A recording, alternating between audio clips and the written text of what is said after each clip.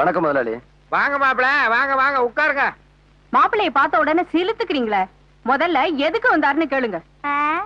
நான் படுத்த கட்டில அவ படுக்க மாட்டேன்னு சொல்லிருப்பா. முதலாளியாச்சே, அதான் புது கட்டில் வாங்க பணம் கேட்டு வந்திருப்பாரு. மரியாதை உள்ள எந்த புருஷனும் கோவிச்சுட்டு பிறந்த வீட்டுக்கு போன பொண்டாட்டிய கூப்பிட வர மாட்டான். மரியாதை கெட்டாலும் பரவாயில்ல, நான் ஏன் உன்னை கூப்பிட வந்திருக்கேன் தெரியுமா?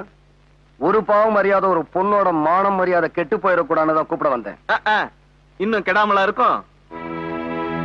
ஒன்ன மாதிரி ஆளா இருந்தா கெட்டு போயிருக்கும். அங்க இருக்கிறது என் மாப்பிள்ளையாச்சே. ஆமா, மாப்பிள்ளையா மாப்பிள்ள, பொல்லாத மாப்பிள்ள.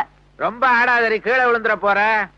மாப்பிள, எல்லாத்தையும் கேள்விப்பட்டேன். சின்னஞ்சிரிச்சு ஆத்திரத்துல ஏதோ தப்பு பண்ணிட்டா, குத்தம் குறை இருந்தா எல்லாத்தையும் மன்னிச்சு கூட்டிட்டு போய் குடும்பம் நடத்துங்க. இத பாருங்க, என் உயிரே போனாலும் சரி, அவ அந்த வீட்டுக்குள்ள இருக்கிற வரைக்கும் நான் அந்த வீட்டுக்குள்ள நுழைய மாட்டேன். இத பார், இன்னைய பொழுது வரைக்கும் அவகாசம் தரேன். அதுக்குள்ள நீயா வந்து அந்த அம்மா அப்பளுக்கு இல்லாதவன்னு நீ பெத்த புள்ள மேல சத்தியம் பண்ணணும். இல்லனா நான் உன்னை கூப்பிட வர மாட்டேன். என் வக்கீல் நோட்டீஸ் வரும். முதலாளி, என்ன மன்னிச்சிருங்க. என்ன நோட்டீஸ் கிட்டீஸ் மிரட்டுற? நானும் ஒரு பொழுது அவகாசம் தரேன். உன் வீட்டுக்குள்ள இருக்கிற அவளை நீ வெளியில அனுப்பல, என்ன நான் வக்கீல் நோட்டீஸ் அனுப்ப மாட்டேன். உன் தங்கச்சிய உன் வீட்டுக்கு அனுப்பி வச்சிருவேன். என் தங்கச்சியை வச்சு மிரட்டி என்ன பணிய வைக்கிறான்னு பாக்குறியா? இத பாரு, நான் சத்தியத்துக்கும் தர்மத்துக்கும் கட்டுப்படுவனே தவிர உன்ன மாதிரி போக்கத்தவங்க உருட்டல் மிரட்டலுக்கெல்லாம் நான் பயப்பட மாட்டேன்டா. என் தங்கச்சியை வீட்டுக்கு அனுப்புவேன்னு சொல்றியே, அவன் என்னடா தப்பு பண்ணா? புள்ளைய வீட்டுக்குள்ள வச்சு பூட்டிட்டு சினிமாவுக்கு போனாலா? இல்ல நினைச்ச வாழ்க்கை கிடைக்கலைன்னு உன் தங்கச்சி மாதிரி படிச்சுக்கிட்டு இருக்காளா? உங்க அம்மா உன்னை பார்க்க வரும்போது வீட்டை பூட்டிட்டு நாவல் படிச்சுக்கிட்டு இருந்தாளா? உனக்கெல்லாம் உழைச்சு சம்பாதிக்க துப்பு இல்லாம என் தங்கச்சியை வளைச்சு என் சொத்தை வரதட்சணைங்கிற பேர்ல அபகரிக்க திட்டம் போட்டேன். அவ சந்தோஷத்துக்காக அத்தனை நான் தார வார்த்து கொடுத்தேன்டா. இந்த பெரிய மனுஷ ஆசைக்காக உன் தங்கச்சியை சல்லி காசு கூட வாங்காம நான் சம்சாரமா ஏத்துக்கிட்டேன்டா. உன் தங்கச்சி பிடிவாதத்துக்காக என் தங்கச்சியை பலியாட ஆக்க நினைச்ச. உன் தங்கச்சி மேல உனக்கு இருக்கிற பாசம் அவர் தங்கச்சி மேல அவருக்கு இருக்காதா? என்னமோ எல்லாத்தையும் எனக்கா தாரவத்தன் சொல்றியே. நான் சந்தோஷமா வாழணுங்கிற என்ன உனக்கு கொஞ்சமாவது இருந்தா உன் வீட்டுல இருக்க அவங்கள வெளியில அனுப்பிட்டு எங்க அண்ணியை கூட்டிட்டு போய் குடும்பம் நடத்து. இல்லனா உனக்கு ஒரு தங்கச்சி இருக்காங்கிறதே மறந்துரு.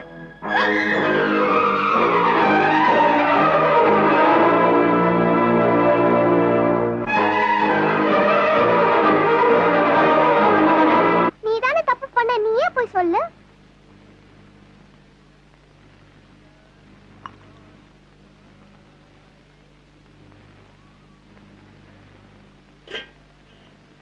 என் கவலையை மறக்க பிடிச்சு நான் உங்களை கஷ்டப்படுத்திட்டேன். உங்க கவலைக்கு நான் தான் காரணம். எனக்கு ஒரு சின்ன சந்தேகம். உங்களை மாதிரி ஆம்பளைங்களுக்கு கவலை வந்தா குடிச்சு தீர்த்துக்கிறோம் சொல்றீங்க. என்ன மாதிரி பொம்பளைங்களுக்கு கவலை வந்தா நாங்க எதை குடிச்சு தீர்த்துக்கிறது? விஷத்தையா? மேடம், நான் என்னோட மான மரியாதையை காப்பாத்திக்கணுங்கிறதுக்காக தான் இந்த வீட்டுக்குள்ள வந்தேன். அதனால என்னாச்சு? ஒரு குழந்தை தன் தாயை பிரிஞ்சுது. ராத்திரி நடந்த சம்பவத்தை நினைக்கும் போது எங்கே அந்த குழந்தை தகப்பனை இழந்துருமோன்னு பயமா இருக்கு. அந்த பிஞ்சு குழந்தையோட எதிர்காலத்துக்காக என் வைராகியத்தை மாத்திக்கிறதா நான் முடிவு பண்ணிட்டேன். இத பாருங்க, எனக்கு இருந்த மனக்குழப்பத்துலதான் குடிச்சேனே தவிர நான் குடிகாரனா மாறணுங்கிறதுக்காக குடிக்கல. ஒண்ணு மட்டும் சொல்றேன், கேட்டுக்குங்க. என் மேல உள்ள அனுதாபத்தினாலேயோ என் குழந்தையோட எதிர்கால வாழ்க்கையின் மேல உள்ள அக்கறையினாலேயோ பழிய சுமந்துட்டு வாழ்ந்துடலாங்கிற முடிவுக்கு நீங்க தயாரா இருக்கலாம். ஆனா அந்த பழிக்கு நானும் காரணங்கிற குற்ற உணர்வோட அணுவணுவா சாக நான் தயாரா இல்ல. ஏன் நிம்மதிக்காக உங்களை இந்த வீட்டுல இருக்க சொல்லி கட்டாயப்படுத்த நான் விரும்பல. கொஞ்சம் கூட ஈவிரக்கம் இல்லாம நெஞ்சார போய் சொல்லிட்டு இந்த வீட்டை விட்டு வெளியே போனாலே என் மனைவி அவவாயால உங்களை ஊருக்கு முன்னால உத்தமின்னு சொல்ல வைக்கணும். அது வரைக்கும் என் உயிரே போனாலும் சரி, உங்களை இந்த வீட்டை விட்டு வெளியே போக அனுமதிக்க மாட்டேன். அதையும் மீறி நீங்க போறதா இருந்தா என் பணத்தை தட்டிதான் போகணும். உங்க எல்லாத்துக்கும் ஒண்ணு சொல்றேன். ராமன் இல்லாத அயோத்தியும் மருது இல்லாத இந்த கடையும் சரிப்பட்டு வராது. மருது குடும்பத்தில் இருக்கிற பிரச்சனை தீர்ந்து திரும்ப அவ இந்த கடைக்கு வர்ற வரைக்கும் நீங்க எங்கேயாவது போய் வேலை பார்த்துக்கங்க. உங்களுக்கு சேர வேண்டிய பணத்தையும் நான் கொடுத்துறேன். தியாகையா, இவங்க சொல்லணும்னு நினைக்கிறத நான் சொல்லட்டுமா? சொல்லுமே. இவ்வளவு பணத்தை செலவழிக்கிற நீங்க கொஞ்சம் புத்திய செலவழிச்சு உங்க பொண்ண புகுந்த வீட்டுக்கு அனுப்பிச்சா என்ன? அடிக்கும் செருப்பால் அடிக்கிற மாதிரி ஒரு வார்த்தை கேட்டேன். என் புத்தியை தானே செலவழிக்கணும். கழுது அதுல என்ன கஞ்சத்தனம்? செலவழிக்கிறேன். போட முடியும். முடிவு எடுத்தாதான் ஒரு விடிவு வரும். தெரியாதனமா பூலாந்தேவி மாதிரி ஒரு பொண்டாட்டியை கட்டிக்கிட்டு நான் படுற அவஸ்தை இருக்கு. அவளுக்கு 2 பிள்ளைய பெத்தனா அவங்களும் அதே மாதிரி இருக்கானுங்க. பொறுப்போட வளர்க்க வேண்டிய பிள்ளைங்களை வெறுப்போட வளர்த்துக்கிட்டு இருக்கான். 1000 தான் சொல்லுங்க முதலாளி, நீங்க உங்க பொண்டாட்டியோட இருக்கிறதா நல்லது. மாப்பிள, நான் இப்படி இருந்தாதான் என்னோட அருமை அந்த மூதேவிக்கு தெரியும். அப்பதான் அவ பொண்ண புகுந்த வீட்டுக்கு அனுப்புவா. எப்படி நம்ம டெக்னிக்? சகிக்க முடியல. சகிக்க முடியாம தானே நான் இங்க வந்துட்டேன். இட்லி இலையில இருக்கும்போது அந்த நாயை பத்தி என் பேச்சு. அப்பா வச்ச உடனே உள்ள போயிடுச்சே. என்ன இட்லி என்ன இட்லி. மாப்பிள, என்ன முதலாளி? இந்த பதிவு பண்ற இடம் எங்க இருக்கு? எத பத்திரம்? பத்திரமா? அது எதுக்கு? இந்த மல்லிகைப்பூ இட்லிக்கும் கொத்தமல்லி சட்னிக்கும் என் சொத்தை பூரா எழுதி வச்சலான் இருக்கேன். ஏன் இப்படி சொல்றீங்க? என் பொண்டாட்டி பூலாந்தேவி இருக்காளே, அவ போட்ட எலும்புலையும் தோல்லையும் என் நாக்கு பூரா செத்து போச்சுமா. அப்ப முதலாளி நல்லா சாப்பிடுங்க. உசுறு வந்துருன்றீங்களா? நீங்களும் சாப்பிடுங்க. தாத்தா, யாரு? ஆண்டி இதை விட ரொம்ப நல்லா சமைப்பாங்க. சாரதா, உனக்கு ஸ்கூலுக்கு நேரமால? நீங்க சாப்பிட்டுட்டு இருங்க, நான் அவளை ஸ்கூல்ல விட்டு வந்துடுறேன். வந்து சமைங்க, வந்து சமைங்க. வா வா வா வா வா.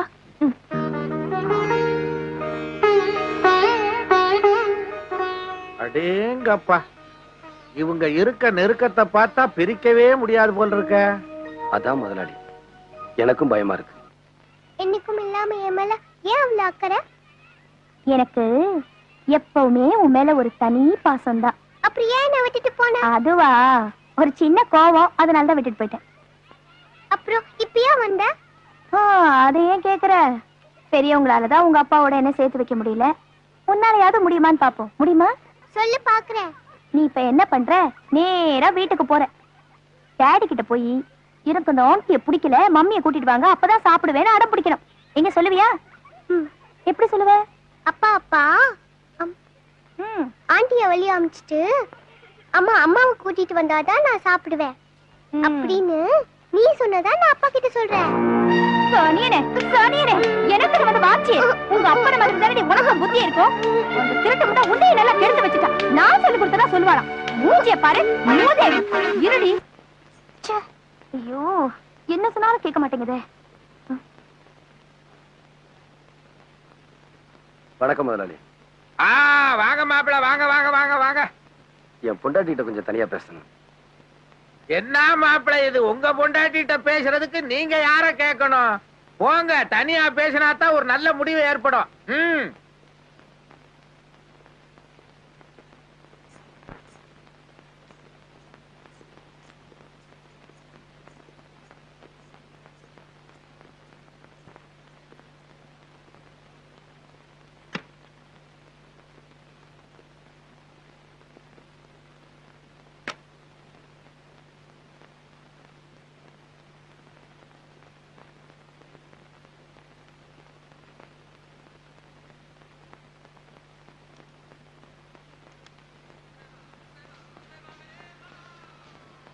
பரவாயில்லையே, உங்க குழந்தைக்கு தான் புத்தி வரலனாலும் உங்களுக்காவது புத்தி வந்திருக்கேன். வந்து தாண்டி வந்திருக்கேன்.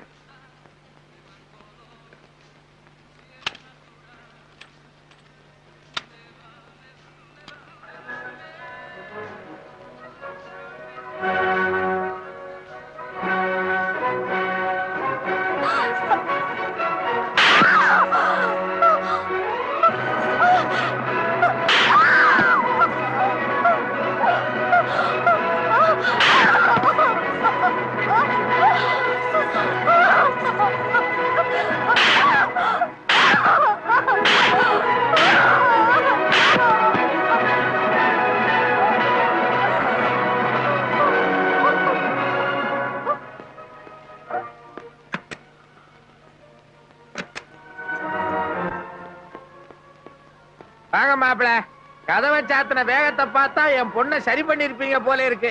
எப்ப கூட்டு போறீங்க? அவ மட்டும்னா இப்பவே கூட்டிட்டு போயிருவேன். அவ கூட இருக்கிற எல்லாத்தையும் கூட்டிட்டு போக சொல்றான். அவ சொன்னாப்புல நாங்க வந்துருவோமா? அவ கூட இருக்கிறதா சொன்னது உங்களே இல்ல, வேற யார? அவகிட்ட இருக்கிற ஆணவம், அகம்பாவம், பிடிவாதம், பொறாம இவங்களையெல்லாம் கூட்டிட்டு போகணும்னு சொல்றா. இதுக்கெல்லாம் என்னால தீனி போட முடியாது. இதையெல்லாம் விட்டுட்டா அவளை நான் கூட்டிட்டு போறேன். அட பாவி, நீ நல்லா இருப்பியா? என் பொண்ணை போட்டு இப்படி அடிச்சிருக்கியே. வாடி. பாத்தீங்களா இந்த கொடுமையை? பாத்தீங்களா கிளி மாதிரி வளர்த்த என் குழந்தைய எப்படி போட்டு அடிச்சிருக்கான்? பாத்தீங்களா? நீ மனுஷனா இல்ல மிருகமா? நான் அப்பவே சொன்னல நான் சந்தேகப்படுறேன்னு. இப்ப என்ன சொல்ற? இதே மாதிரி உன் தங்கச்சியை நான் கொடுமைப்படுத்திருந்தேன்னா நீ சும்மா இருப்பியாடா? சொல்டா. இருடா. ஏன் மாப்பிள, என் மக என்னதான் தப்பு பண்ணியிருந்தாலும் இப்படி போட்டா அடிக்கிறது? இந்த வீட்டுல உங்களை எல்லாரும் அலட்சியப்படுத்தினாலும் நான் ஒருத்தன் தானே மதிப்பும் மரியாதையும் கொடுத்தேன். அதை எல்லாத்தையுமே கெடுத்துட்டீங்களே. எதுக்காக அடிச்சீங்க சொல்லுங்க? அவன் மனுஷனா இருந்தா தானே. குட்டி,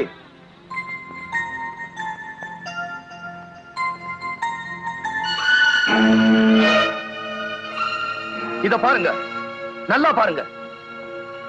உங்க பொண்ணை போட்டு அடிச்சதுக்கு ஆளாளுக்கு பதறிட்டீங்களே. இந்த பச்சை புள்ளைய உங்க பொண்ணு எப்படி போட்டு அடிச்சிருக்கா? இத பார்த்ததும் என் மனசு எப்படி துடிச்சு போயிருக்கும், எப்படி பதறி போயிருக்கும். இப்ப நீங்க கேட்ட அதே கேள்வி நான் திருப்பி கேட்கிறேன். நீங்க பெத்தது ஒரு மனுஷியா இல்ல மிருகத்தையா? போது நிறுத்துங்க. அந்த குழந்தைய 10 மாசம் சுமந்து பெத்தவனா? அதை அடிக்கிறதுக்கு எனக்கு உரிமை இல்லையா? என்னடி பெரிய உரிமை? நீ சுமந்தத பெருமையா நினைச்சவல்லடி, அத ஒரு தண்டனையா நினைச்சவ. இந்த குழந்தை பிறந்ததுல இருந்து என்னைக்காவது ஒரு நாள் பசி எரிஞ்சு அதுக்கு பால் ஊட்டி இருப்பியா? இல்ல தூங்கணும்னு தாளாட்டி இருப்பியா? அத ஒரு தொல்லையா நினைச்சு பள்ளிக்கூடத்துல சேர்க்க சொன்னியே தவிர அவளை உன் பிள்ளையா நினைச்சு என்னைக்கா சீராட்டி இருக்கியாடி? வயிற்றுல சுமக்கிற பேரு தாய் இல்லடி, அதோட வாழ்க்கைய மனசுல நினைச்சு சுமக்கிறா பார், அவதாண்டி உண்மையான தாய். இப்படி தாய்க்குரிய எந்த தகுதியும் இல்லாத உனக்கு உரிமையை பத்தி பேசுறதுக்கு என்னடி யோகியதை இருக்கு? இதோ பார், இனிமே குழந்தைய உரிமைங்கிற பேர்ல அடிக்கிறத மட்டும் இல்ல, நீ பாக்குறத கூட என்னால அனுமதிக்க முடியாது.